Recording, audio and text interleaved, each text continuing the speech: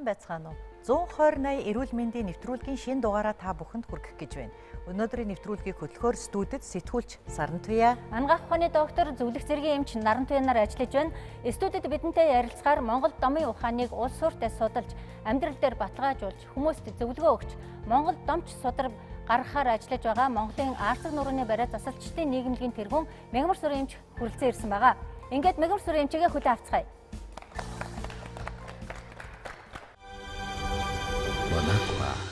хамгийн итгэлтэй ус. Монгол домын аргыг сайн мэддэг байх юм бол одоо хувь хүн өөрийгөө олон өвчнөөс урьдчилан сэргийлж, эрүүл мэндээ хамгаалж, зарим өвчнийг одоо эмгүүгээр эмчлэх боломжтой гэж ойлгоод байгаа.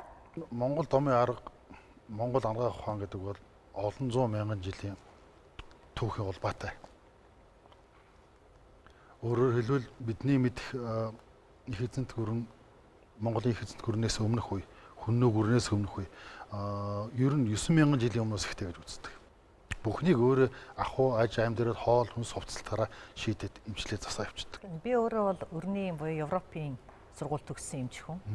Тэгэхээр та надад бас энэ манай үзэгчдэд Монгол дом гэж юу хэлээд байгаа юм бэ? Дом. Энэ нь уламжил тэмчилгээний аргаас ямар ялгаатай юм? Би өөрөө мөн адилхан Европын сургуультаа төгссөн.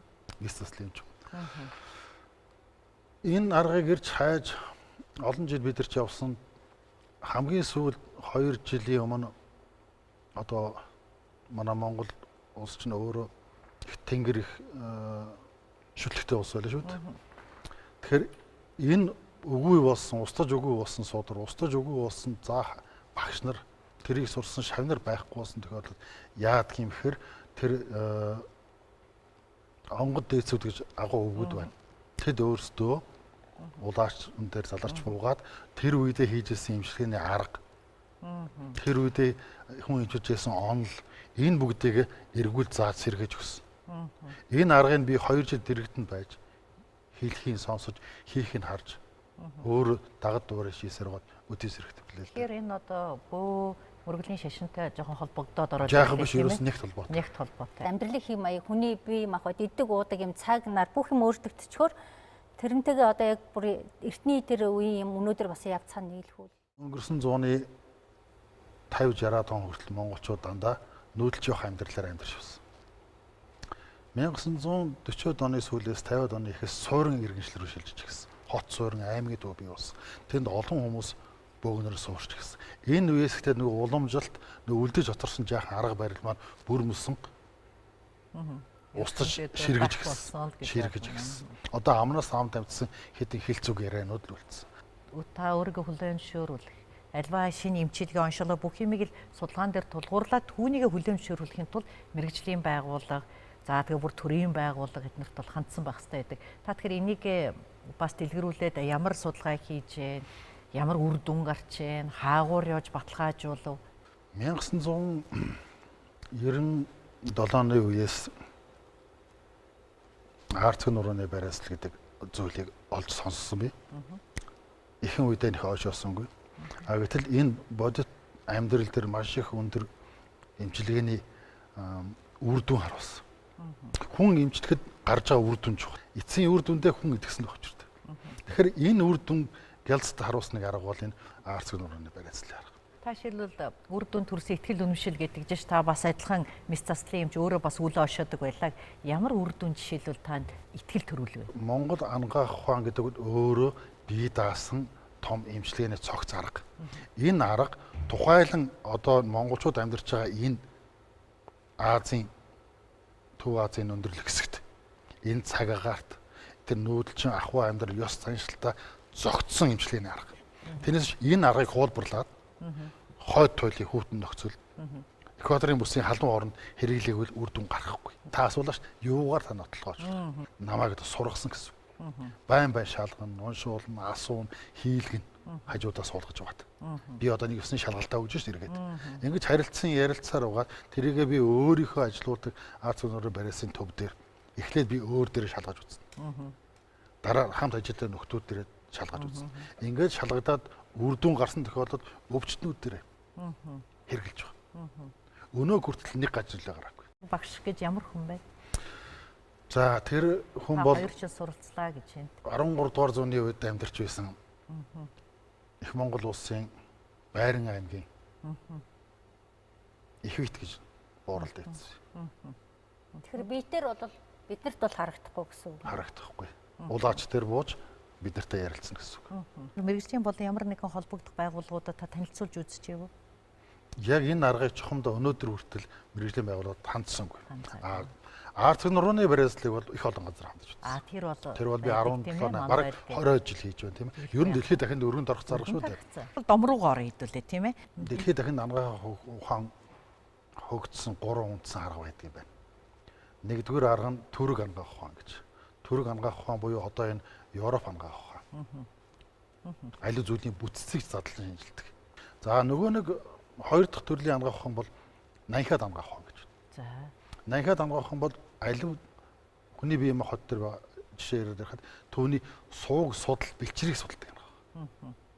Одоо хийн зам бүрийг судалдаг ангаах юм биш. Таван махуудын. Таван махууд орно. Гурав дахь чиглэлнүүд Монгол ангаах ухаан. Тэгэхээр Монгол ангаах ухааны одоо бусад ангаах ухаантай харьцуулахад ялгарч байгаа шинжийн юу гэхээр аливаа зүйлийн өвчний узуур шалтгааныг хайж олцдог. Толгой өвдөлт намдаах. Толгой өвдөд одоо эмийн галт дурын онгочод толгой өвчин намдаах юм аваад ууж байна. Нуруу өвдөлөөгөөд юм аваад ууж байна. Тэр бол өвдөлт мэдэрч байгаа сэрлийг л зориуд дарангуус саажуулж байгаа болохоос гэтэл Монгол ангаах ухаан бол өөрөө чухам юунаас болж өвдөг. Баруун уу зүүн өвдөг. Баруун мөрөө зүүн мөрөө ходоод илгүү. Бамбаа улчрахаа өнчин тарих уу ялгаат. Тань мэдхүүн талаас нь ухаж зөв ойлгоогүй учраас тэр аргыг зөв хийдэггүй ч байж магадгүй. Жишээлбэл хүүхдэр нам гимтчил өнөөдөр чинь Монгол ээж нар чинь тэгэл нэг янз бүрийн арга хэрэглэхдээ тэрийг яг үнэндээ тэнд нь ямар одоо нөгөө бие организмд нь юу нь болохоо ячаад хийж байгаа арга нь яаж тэрэн дээр нөлөөлөд эдгээгээд байгаа юм бэ гэдгийг ямар ч тийм ойлголт байхгүй зүгээр л мухар сохроор хүний хэлснээр л тэр аргыг ингээ хийгээл үзэхэр тэр бол бас үр дүн гарахгүй ч гэдэг юм уу.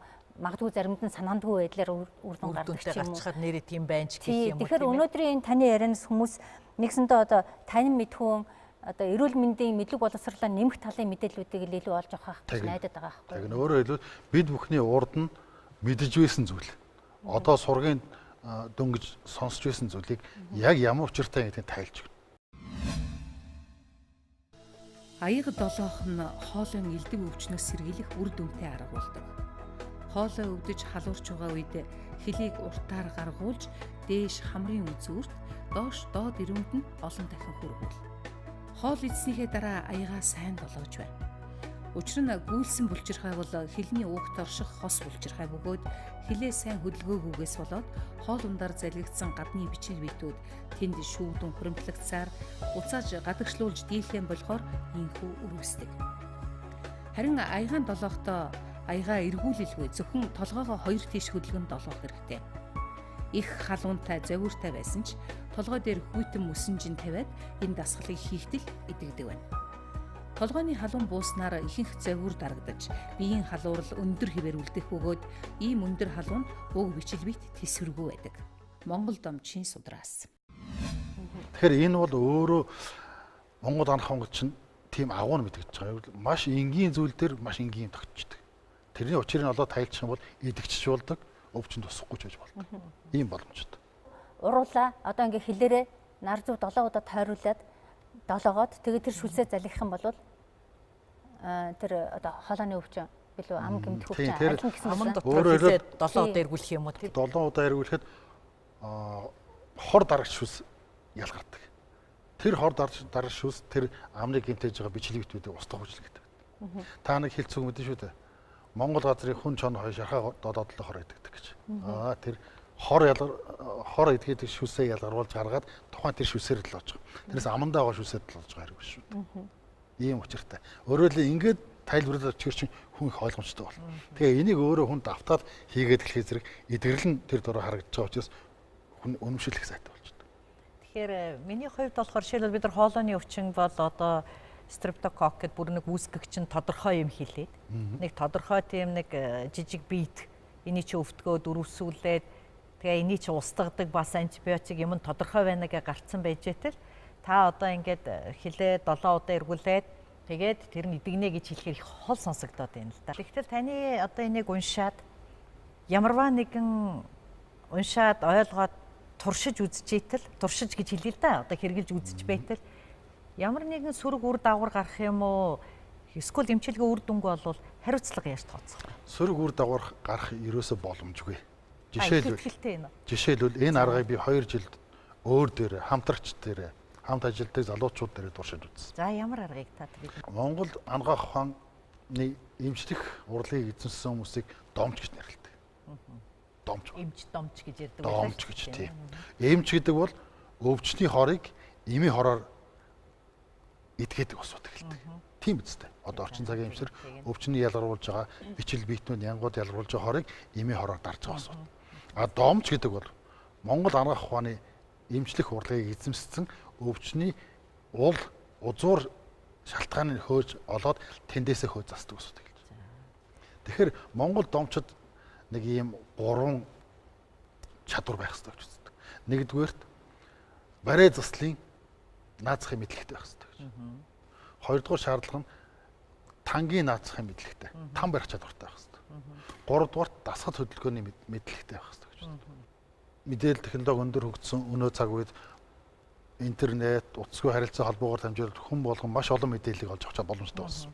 Тэрэн дундаа манад маш олон эмчилгээний арга барилууд гаднаас орж ирсэн би. Бясалгалын олон урсгалууд байна, тийм ээ.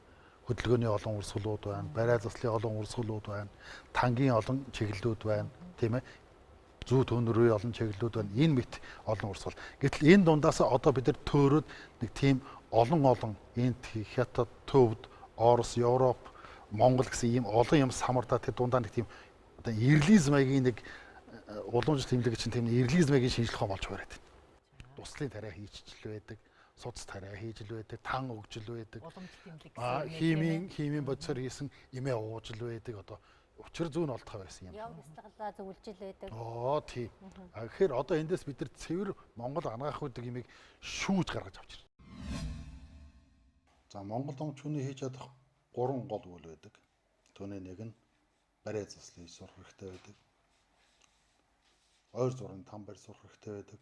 Ойр зургийн хөр засах дасгал хөдөлгөөний сурах хэрэгтэй байдаг. Ер нь Монгол домчсор эртнээс там барихтаа элдв өв сурмалыг төгж түүний хороо чонорыг дарж төвг удснаас махан там барихыг илүү чухал үздэг байсан. Тэгэхээр энэ хүнсэнд хэрэгжилж байгаа аргаа өөрчлөөд тодорхой тун хэмжээнд тааруулаад хэрэглэхээр энэ бол там буюу тэр бийд байгаа ходоод гэдсийн замд байгаа, цуснд байгаа, яс үеинд байгаа хорыг зайлуулах эми хийж ярахтай болж өгдөг гэсэн. Малын илгийг чанаад идвэл хоол хүнс болчдөг. Өөрийгөө тэжээгээд бодисын солилцоонд ороод эрт тодорхой эрчмийг задлаад би нөхөн төлөвлөлт оролцоо авчдаг. А гэтэл илгийг нарийнхан хэрчээд буцас усанд дөнгөж дүрээ борлуулаад шүүрхий идвэл хор тайлах там болчдөг. Малын уушгийг чанаад идэх юм бол энэ хүнс болчихдог. Хэрвээ малын уушгийг хатаагаад борслол хавар идэх юм бол энэ хүний тамирт ихээс сэргийх там болж хүрдэг. Нэгтэйгүр дан малын уушгийг зөөлөн галдаж чанж идэхэд энэ бол биед байгаа хорыг тайлах ерөндөг болж хүрдэг. Цуснд байгаа хорыг. Өөрөөр хэлбэл бид ярьлаа шүү дээ. Одоо согтуур хундаа их хэмжээр ирсэн дараа маш бие өвдөж шаарддаг. Гэтэл шаардсан яах ёстойг бол уушгийг зөөлөн гал дээр чанаад шүтийн нуугаад жарж ажиллаж идэх ёстой. яаж идэхээ? 60 удаа ажиллаж идэх ёстой. За. Энэ тохиолдолд шар тайлгна. Шаргаж хор шүүд. Өвчлөлийн тодорхой шатанд л үр дүн өгөхөөс биш одоо бүр хүн одоо анхаарахгүй байсараагаж хүндрүүлчихсэн тийм шатанд бол бас дийлэхгүй тийм өвчин байна. Тийм учраас л Түрэг анагаах ухаан анхаад Монгол анагаах ухаан зэрэгцэн оршиж байгаа тэр харилцан биенээсээ хэрэгтэй зүйлийг сурч авч идэг. Буцааж өгж идэг. Төв Азийн чэйжинд оршиж байгаа жилийн 4 улиралтай одоо хасах 30-аас нэмэх 30 химийн агарын хэлбэлцэд оршдог хүмүүсийн амьдрал ах өмс идэж уух зүйл шал өөр. Гэтэл дулаан зүгийн экваторын бүсийн ойролцоох урд зүгийн орнууд чинь жилийн 4 улирал байхгүй. 2 улиралтай. Ийм газар чинь дулааны улирал их учраас тэнд голцоо халуун дулааны өвчтөг тохиолддог. Идэж ууж байгаа зүйл нь дандаа урамлын гаралтай зүйл. Тийм үү? Өөх тустай зүйл бараг хэрэгэлдэг шүү дээ. Давс чихрийн хэрэглээ энэ газрууд өөр. Тэгэхээр энийгээ бид нар Монгол анх хон гэдгээрээ тайлбарж авч үзэхгүй бол дүн өвлийн хүүтнэр одоо бидний эт дуртай нөгөө халуун байгаа шүү дээ. Төрөлхий амтсан халуун байгаа. Энэ чинь өөрөө халуун бүсийн орнуудад хит халуун нөхцөл тэрийг идж байж цагаан будаатайгаа идчихэд дотор бие эрэхтний хөргөд сэрүүцүүлдэг арга болохоос биш ийм эдэр 3-9 тачилсан Монголд тэрийг идээд явал дотроосоо хөрөөд гаднаасаа хөрөөд ос орцсон шүү дээ. Олон янзын өвчнөд усна. Тэгэхээр эд шууршны ялгаа гэдэг энд их гарч ирдэг. Бид хаана амьдарч явна нөхцөлд амьдарч байгаа хинбэ гэдгийг эхэлж мэдэх хэрэгтэй. Тэр үндсэн төлөв байдлаа мэдчихээд тэр төлөв байдлаа жамдаа захирагдаж амьдрах хэрэгтэй. А жамаасаа гацсан тохиолдолд шилбэл үнэхээр аргагүй хавдар ургацмаар авах шаардлагатай бол авахаас өөр аргагүй. Тэрийг одоо тэр мислийн хэмжээр хийхээс өөр аргагүй. Домч хүн авч чадахгүй шүү дээ. Тийм үстэй. Тэгэхээр бид яавал өвдөхгүй хав гэдэг аргыг энэ домын аргаар зааж байна. Монгол анх ухааны сэргийлэх хоёрдугаар өвдөхөд яаж идэх вэ гэдгийг харахыг зааж байна. Өвдөхөд гэдэг маань нэгсэнд эхний хөнгөн байгаа шатн дээр дөнгөж эхэлж байгаа үед хүнд байгаа шатн дээр ялгаагүй. 70-аад оны үед бол ерөөсөө даралт ихсэх өвчин, чихрийн шижин, за зүрхний шигдээс бол бүр ховор. Манай профессорууд бол багш нар маань тэгж ярьдаг байсан. Гэтэл сүүлийн 90-ад оноос одоо энэ эдийн засгийн нийгэм шилжснээс хойш нийгэм эдийн засгийн байдал нөхцөл өөрчлөгдөөд суурин амьдралд ороод ирэхэд яг цивилизац буюу хотын өвчлөлүүд бол их гарсан. Одоо 4 хүн тутмын нэг нь даралт ихсдэг боллоо.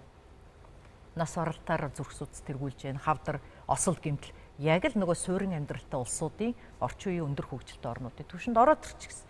Ийм байхад бид нар одоо таны уучлаарай би жоохон шүмжэлт хандах гэдэг шүү дээ 13 дугаар 100 нөгөө л тэр сайхан агаар тэр сайхан бэлчээр тэр сайхан баг идсэн болгоно нь им болж яадаг амьсгалсан болгоно нь одоо бас л одоо эргүүлжүүлж яадаг тэр орчин нөхцөл чинь өөрчлөгдсөн байна. Энэ өөрчлөгдсөн орчин нөхцөлд одооны энэ наргууд маань хэр зогцох юм болоо. Соёл иргэншил хөгжлийн дээд түвшинтэй хүрлээ гэж. Энэ бол асар их хүнээр болдож байгаа. Асар их хүнээр бол. Байгаль. Тийм. Ус, газар шороо, агаар маш ихээр бохирдож байна. Энэ хэрээр хүн өөрөө өөрчлөгдөж байгаа шүү дээ. За тэгэхээр одоо би тань анх ухааны Монгол анх ухааны суур үндсийг самбар дээр зураглаад харуулаад таа. Одоо саяын таны асуусан асуултанд хариулт болох гэж байна шүү дээ. Монгол анх ухаанд хүний үтсийг ингэж зургаж үздэг юм байна. Цэцгийн дэлбэ шиг харагдчихээн те. Тийм 3 дэлбэтэй цэцэг шиг. Аха. За дэлбэний нэг хэсэг хий байдаг. Нөгөө хэсэг нь чиг байдаг. Нөгөө нэг хэсэг нь тоос байдаг. Хүн агаараар амьсгалдаг. Хүний биеийн 70% нь ус байдаг тийм үү? Агаар 10%. Шороо махад буюу яс булчин 20% эзэлдэг. Энэ тогтолцоо хаана давхарж гарч ирдэг вэ гэвэл манай гариг дэлхий дээр адилхан. Гариг дэлхийн ус. Дэлхийн бөмбөрцгийн 70% нь ус. 10% нь гарч үзэх юм бол 20% нь Газар шороо. хуурай гадар шороо явдаг. Тэгэхээр бид агаарыг хэдий шинэ бохирдуулна, хүн өөрийнхөө хийм хотыг хэдий шинэ бохирдуулна. Амьсгалын эрх систем гэдэг гэсэн. Хэдий голмор уулсаа ширгээж бохирлно, тэр хэмжээгээр хүний бием хотын 70% болох ус өөрөө бохирдно. Өвчний их уср болно гэсэн. Хэдийгээр модоо тайрна, газраа ухна, нүүрсээ гаргана. Дашаар нутаг нэрлдэг ураны гаргана, төдий хэмжээгээр шороо махад хурдаг гэмтдэг. Тэгэхээр бид өөрийгөө л хамгаалъя гэвэл таны хэлдгээр байгаль дэлхийгээ хамгаалах хэрэгтэй болно. Эрүүл байгалаас хоолсон бол биднэрт хоолч болон танч болно гэсэн. Энэ процесс маань бижрүүс нөхцөл төр яадаг вэхээр эсийн төвшөнд мөн ялгаагүй. Чийг нь 70%. Хийн 10%. Шорон тоос нь 20% хэцэлдэг. Эсээсээ ахуулаад амьд бодгаар биетүүд гариг дэлхийн хувьд ийм адилхан зүй тогтолтой учраас нэг нь нэгнээс шууд хамааралтай гэсэн. Манайхаа хамгийн итгэл тайвс. Энийг хүн гээд тооцоолоход нэг зүй дутуу байна. Өөрөөр хэлбэл ам дутуу. Амийг өөрөөр бид сүнсийг нэрлэдэг байна. Хүн 3 шигэд туслаас үүсдэг. Эцгийн цагаан тусал, эхийн улаан тусал, сүнс буюу алтан тусал энэ 3 нийлж байж мохотыг үсгдэг. Хүн Саяны дээр асуулт тавьж болох уу? 3 туслын за эцгийн эхийн тусал бол ойлгомжтой. Тодорхой. Алтан тусал хаанаас гардаг вэ? Алтан тусал буюу сүнсний ертөнцөөс орж ирдэг. Дэлхийн альч улсад анагаах ухааны ихтэй сургуулиудад заагддаг нэг зүйлийг сүнсний тухай ойлголт. Сүнсийг хүлээн зөвшөөрөх боломж их муутай гэж. Манай уламжлалт анагаах ухааны сургуулиуд ч гэсэн ярьдаг уу гэж үү?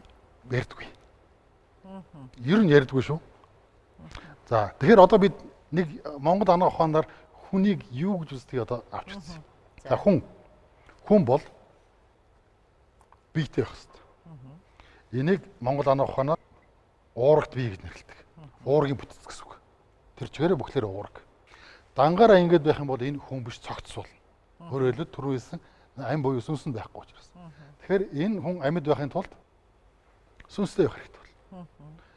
Өөрөөр хэлбэл эцэг эхийн хоёр тусад нэгдэхэд дээрээс сүнсний ертөнцөөс сүнс орж бууж байна. Ерөөсө нэгдсэн даруйд энэ холбоос үүсдэг. Өөрөөр 92 бэлгийн учраас хуваагт орохоос өмнө сүнс орж ирсэн гэсэн үг. Сүнс нь бий хүн үүссэн анхны цаг үеэс эхлээд өөхөх хүртэлх бүх хугацаанд амьдралын хугацаанд өөрийнхөө эрчмээр хүнийг тэтгэж идэг. Өсгөж боожулж идэг. Тэгэхээр энэ хоёрын хооронд холбосон нэг зам бий болох хэрэгтэй. Ухамсарт бий юу? Өөрөөр хэлбэл хүрднээс ялгарсан эрчим яаж уурагт биелүү шилжиж орж явах вэ гэж. Тэгэхээр энд бидний мэддэг хүрд гэдэг ойлголт гарч ирдэг.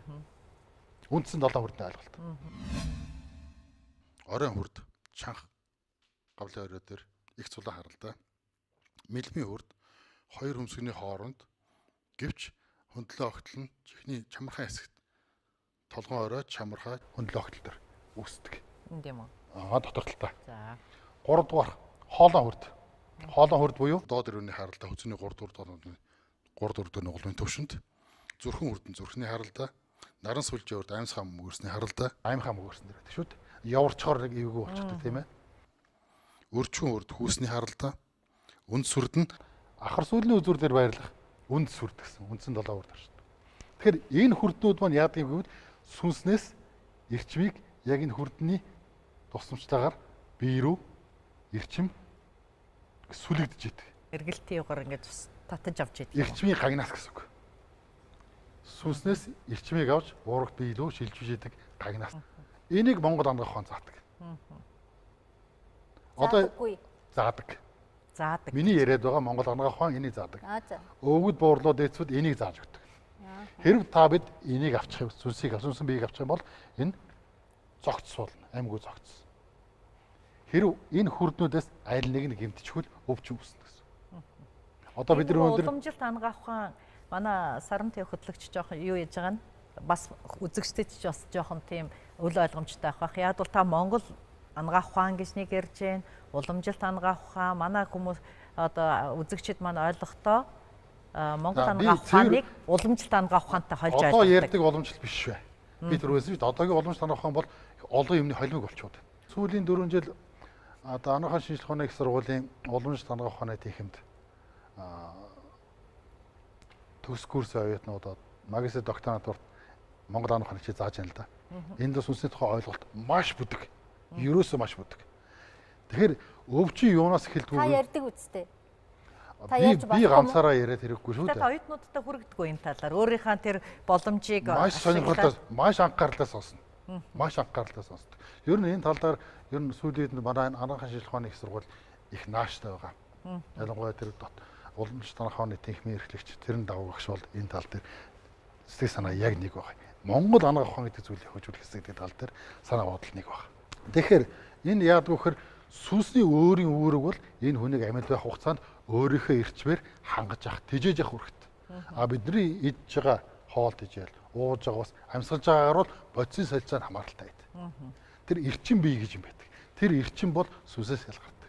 Тийм учраас сүнсний эрчим дуусчаар хүний нас өтөл болоод ирэхээр эрчим барагцаар дуусаад сүнс биенээсээ салаад явчихсан шүү дээ. Тэгэхээр би газар зөвхөн цогц бий, уурагт бие дангаараа үлддэг. Сүнс бол ирсэн газар руугаа буцаад явна гэсэн. Дараа нь тэгээд тэр сүнс өөр хүнд бас эрчим өгөхөр явах уу? Тэн дээр очиод дахиад сэнэглэгдэнэ эрчмээрээ. Тэр сэнэглэсэн эрчмээрээ дахиад тодорхой тохиолдол бүрдсэн үед энд алтан тусал болж ирэх нь шүү дээ. Тэр маш их эрчим хороож ирсэн бол энэ хүн олон жил удаан амьдрна гэсэн үг. А бага эрчимтэй ирсэн бол цөөхөн жил амьдраад дахиад сүнс дэгдэнэ. Тэр нь юунаас Нэгсэндээ хамаарах? сүнсэн бие маань өөрөө уурагт биеийг дагаад бас төлжиж өсөж томорч идэг байна Тижээх үүрэгт. Тижээх үрэгтэйгээр дагаад бас томорч идэг байна тийм ээ. Яг бол хүн уурагт бие чинь бас ийм жижигхэн 3 хил 500 төрсэн хүн чинь одоо 90 хил 100 хил болтлоо зарим нь тийм ээ. Одоо жишээлбэл 57 хилч гэдэг юм уу ингээл байхад бол тэр л хэрээр тэр сүнсэн бие маань бас өөрчлөлтөнд Өөрөөр сүнсэн биений эрчмийн зарцуулалт ихсэн. игсэн тийм. Байх ёстой жингээсээ илүүдэлж интэй байхад сүнсэн биенээс маш их эрчим татна. Өөрөөр хэлбэл хорц зуршил гэсэн хүний. Маш их арх уудаг. Маш их даардаг. Өдөр шөнөгүй ажилдаг. Өөрөөр хэлбэл нэгж хугацаанд сүнсэн биенээс тодорхой эрчим авч зарцуулах ёстой. Гэтэл тэр нэгж хугацаанд авах эрчмийг нэгж хугацаанд 3, 4, 5 нэгжээр илүү эрчим аваад ахаар сүнсний эрчмийн хорогдолд ороод тэр хүн наслах наснаас богиносло гэсэн. Тэгээд нэгсэндээ өвчин зовлон олоод тэгээд тэр маань нэгсэндээ л энергийн эрчмийн зарцуулалтаа хит зарцуулаад хугацаанаас өмнө Өвчин зовлон олоод гэдэг нь тустай ойлголт. за. Ерөөсөө энэ хүний амьдралын туршид зарцуулах эрчим богино хугацаанд их хэмжээгээр зарцуулчихаар нас нь богино содорно гэсэн. Тэгэхээр нөө эрүүл амьдрах хөвшил гэдэг чинь тэр л дээ. Манайхаа хамгийн итгэлтэй ус. Монгол домч судар дээр бичигдсэн Монгол ан ухааны 3 тулгуур үзлэгч байдаг. Тэр нь юу гэхээр хүн өвчин тусахгүй байх 3 арга зааж гэсэн. Нэгдүгээр хүн зөв амьсгалж явах хэрэгтэй. За энэ бол батлагдсан. Хоёрдугаарт хүн зөв хооллож явах. Гуравдугаарт зөв унтаж амрах хэрэгтэй. Ерөөсөө хялбархан 3 үндсэн зарчим. Өгд эцсийн юм загсан сургаал төр шүү дээ. Та нар амьсгалах цагаа хизээч хүндвтий үг. Та амьсгалж байхад тэр цагаас ч хүн хумсгахгүй. Тэр 15-20 минутын амьсгалтыг та огт өөртөө зориулчих. Бусдад бүх зориулж. За одоо бүгдээрээ нуруугаас их суугаад амаа жимээж агаад хамраараа уртаар гүнзгий амьсгаа чижлийн хэнгэрцгээ тэлтэл аав. Гүйц тэлтэл аваараа. Авсан амьсгаагаа хамраараа буцаагаад зөөлөн гаргахтаа чижлийн хэнгэрцгийг хавчитал уушгинд агаар өлгөр бүгдийг гаргах хөөж. Тултна гарга. Дахиад буцаагаад хамраараа уртаар чижлийн хэнгэрцгээ тэлж гүнзгий амьсгаа. За энэ үйлдэлийг 1 минутын турш хийгээд үзлээ.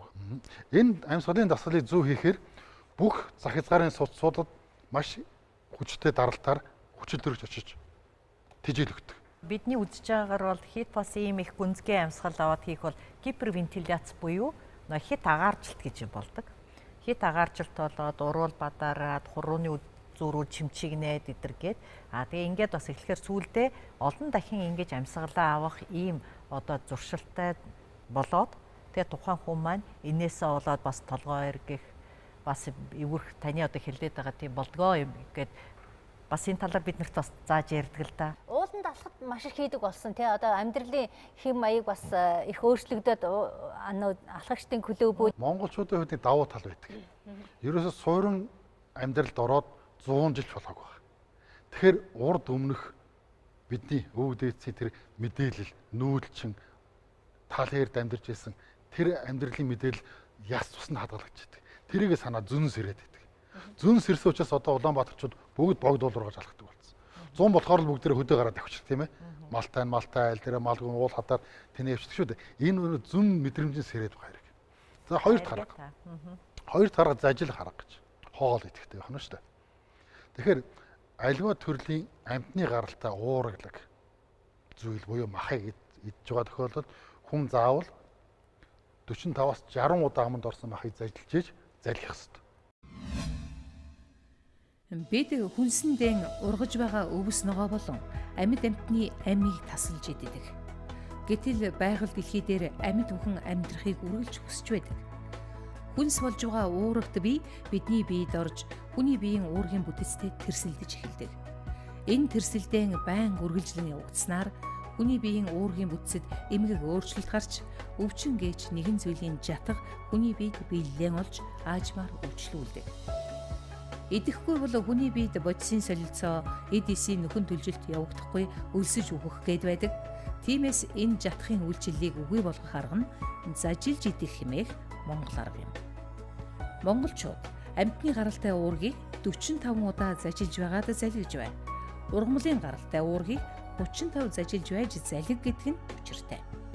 Ингэж зажилснаар уг уураг маханд байгаа жатга задарч эрчмийн бүрэн алдан зөвхөн хүнс тэжээлийн чанар нь үлдээдэг байна. Монгол домчийн судраас. Хоол идэхдээ чимээгүйд хүнтэй юм яар бити яар. Одоо урвал зураг тариад үзэж болохгүй наа, компьютер шагааж болохгүй наа, утсаар ярьж болохгүй, ном уншиж болохгүй. Тэр аяг хоолыг идэх 15 минутыг зөвхөн өөртөө зарцуул. Тэгж чадвал эрүүл болно гэж. Эрүүл байж чадна. Юу идэж байгааг мэдэхгүй. Дутууж ажлын эцэс болоод өвч өсөд байгаа шүү дээ. За 3 дахь харга бол зөв унтаж амрах харга байна. Зөв унтаж амрахын тулд та нар бид Монгол гэрийн өвд урагшаа гарсан, хоймор нь хойшоо гарсан байдаг. Хүний толгой хойд зүгт харж унтах хэрэгтэй. Алтан газар чиглэж. Тэгэхэд хөл урагшаа чанга урагшаа жигдэнэ гэсэн үг. Өөрөөр хэлбэл дэлхий байна. Дэлхий тэнхлийг хазгаа шүү дээ. Алтан газруудны чигэнд толгойг хоош харуулж унтснаар хүний бөөрөнд үүдэг сорон зан маш их төвтэй ажилтдаг. Бөөрийн өвчнөр өвдөхгүй гэсэн үг. Ямар учиртай вэ гэвэл хойд өмнөд туйлын сорон зан орон, өндөр давтамжтай хүнд сорон зан орон, нам давтамжтай хүнд сорон зан орон, хойноос урагшаа нам газар доогуур, өндөр давтамжтай хөнгөн сорон зан орон, урдаас хойш зэрэгцсэн урсгал явчихдаг. Энэ урсгал дунд ороод чигийг бариад өвчгөр хүний сорон зан хэм зөв чигтэй ажиллаад бөөрн байшингуудад тэгээд одоо яг тийм боломж үнэндээ байх болох. Суурин иргэжлийн хамгийн балагтай тал нь энэ. Жажилж болдгүй, амьсгалж болдгүй, унтаж болдгүй тийм ээ. Тэгэхээр Монгол арга, Монгол гэдэг чинь одоо энэ нүүдэлчин арга чинь. Монгол гэрт хизээч хүн өдрөг гарч унтдаггүй шүү дээ. Ерөөсөл. Тэгэхээр анханасаа энэ хороо дэлхийн амьдралын жайгсан зогсож амьдэрсэн аргыг Монгол арга гэж нэрлэдэг. Тэгэхээр энэ анагаах ухааны мэдлийг өгөөд байгаа учир нь. Хэрвээ таны хор толгой эргэж болдгоо та гудсаа газар тавиад хойд зүг рүү толгой харуулж унтаач ял гэсэн үг. Ирэх жил битэн жил гарах судраас уншиж ойлгох мэдэх боломжтой. Тэр судар ямар учиртай судар байна вөхөр Монгол домчийн арга ухаан, онцлог арга, засах арга, илааршуулах арга, энэ урдсан сэргийлэх арга, энэ бүхний сүүлийн 2 жилийн хугацаанд одоо судар ном болгон хөвлөрөхөр хичээн зүтгэж байна. Одоо энэ үйл маань удахгүй дүүрнэ. Үндсэндээ бидний тавьж байгаа зорилго Монгол дээдсүүдийн шаардж байгаа шаардлага бол 7 настай хүүхэд буюу бичиг мэддэг хүн уншихад ойлгохоор бүх зүйл энгийн байх хэрэгтэй гэж. Нэгдээ. Хоёрдоо юу гэхээр энэ судар маань нэгэнтээ хүний аймнаас эрүүл мэндтэй холбоотой учраас үг үсэг бүх зүйлийг их удаан хугацаагаар нэхур задлан шинж дүгнж бичиж байгаа. Эмчгүй газар тэгээд намайг одоо манай эрүүл мэндийн салбар гаднаас оруулж ирээд орчуулад тэр бол нэг төслийн хүрээнд тэгсэн ажил. Тэгээд ингээд нөгөө аслагдмал амьдарч байгаа иргэдтэй тараасан шүү дээ. Бид нар тэр үед эрүүл мэндийн сургалт сурталчилгааны студ гээд студид одоо эрүүл мэндийн яамны дээрх студид ажиллаж байхдаа тэр эмчгүй газар гэдэг номоор бас тийм сургалт нэвтрүүлгүүд хийжсэн.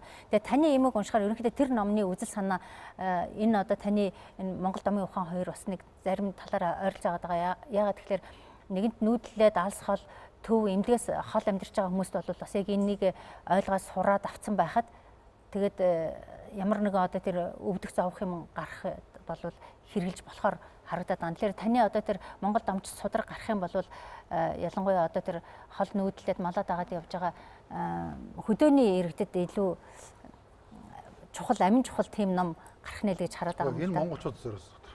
Заавал хөдөөний хотынхан энэ аргаар хэвших хэрэгтэй. Хэрвээ бид эрүүл амьдрал энэ одоо энэ байгаалаас татгалцаас өөр аргагүй. Гэтэ мэдээж оршин амьдарч байгаа ахуй нөхцөлөөс татгалзахаар баггүй. Гэхдээ хүн өөрийнхөө аль болохоор болцоо нөхцлөөр л энэ бүгдийг хэрэгжүүлэхийг хичээгээрэй л гэж бол бид зөвлөх юм байна, тийм ээ. Монгол домч судраас ишлэн оруулсан Монгол домч энэ нүүр хуудсан дээр дурдгдсан нэг мэдээллийг та нартай хүргье. Монгол ангаах ухаанд гар хөлийн хуруунуудын humсаар биеийн ясан язгуурын буюу үндэс хүрдний сүлэлдэлгээг явуулдаг гэж үздэг.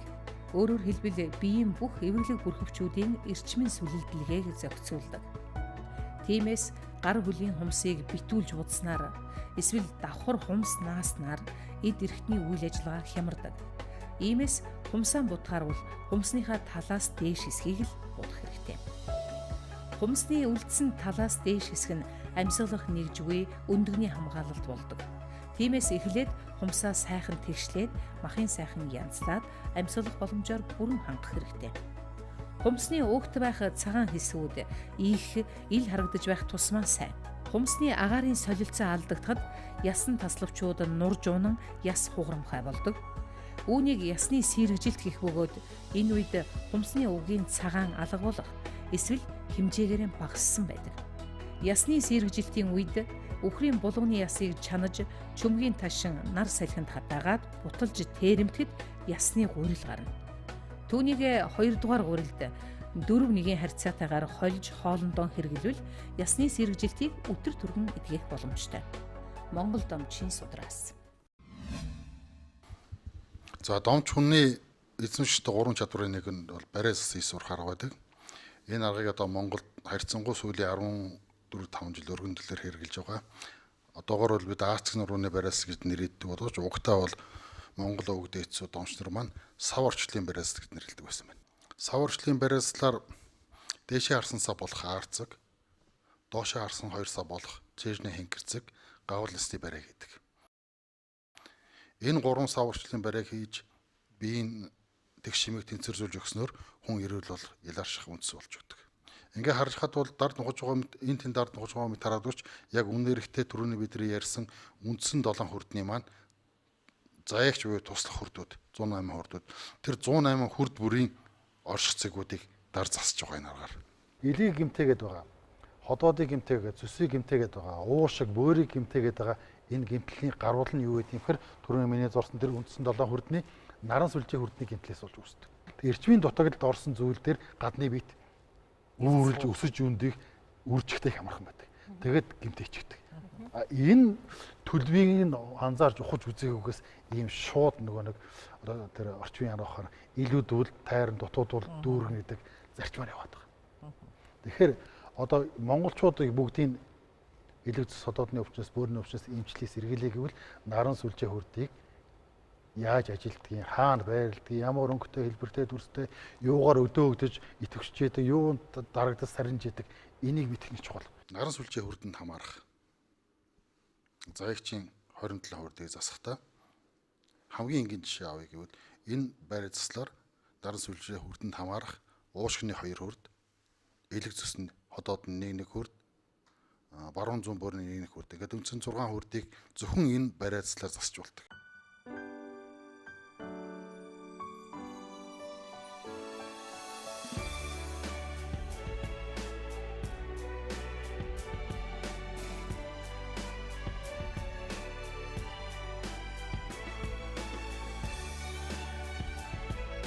Хүн бүрт боломж үргэлж байна. Банаква усан танд эрүүл байж боломжоо бүрэн ашиглахад туслах болно. Банаква боломжоо усал. Иймгүй идэх нь шүү дээ. Бид зөв амьсгалаад, хооллоод, амраад хүрдээл хийм байлгаад байвал идэгч гинэ. Тэгэхээр хүрдийг засдаг аргын нэг нь тэр барай заслын арга. Өөрөөр домч хүний хийх сурах ёстой үйлдэлийн нэг. За одоо та бүхэн домч хүний хийж чадах 7 хүрдний үндсэн заслуудын нэг болох үндс хүрдний заслыг харуулж байна. 2 гарыг урагшин сарвалгасан байдалтай аажим алуурхнаа доошоо өвдөг рүүгээ нугарч суuna. Энэ заслыг зөв хийж байгаа тохиолдолд 2 хөлийн өвдөг, гуйд, цавь руу юм эргэнж гүйж зовирлж мэдэгддэг. Мөн энэ дасгалын үед зөв эс үед хүний бие маш их хөлөрдөг. Тэгэхээр энэ дасгалыг одоо бидний ярьдгаар нэг ясны сэргэжилтэй хүмүүс ихэд хамгийн зөвхөмжтэй дасгалын нэг. Өнөөдөр нэвтрүүлэгт хүрэлцэж ирсэн оюутнууд маань болох ирээдүйн эмч нар тэгэхээр өнөөдрийн одоо энэ мэдээлэлээс цаашдаа одоо эмч болохдоо хэрэг болох тийм чухал мэдээллүүдийг олж авсан гэж найдаж байна. Манай нэвтрүүлэгт хүрэлцэн ирж оролцсонд баярлалаа. Ингээд Мегмар сур эмчтэй бас талархлаа илэрхийлье. За 128 эрүүл мэндийн нэвтрүүлгийн энэ удаагийн дугаар энд хүрээд өндөрлж байна. Анхаарлаа тавьсан үзэгч та бүхэндээ баярлалаа.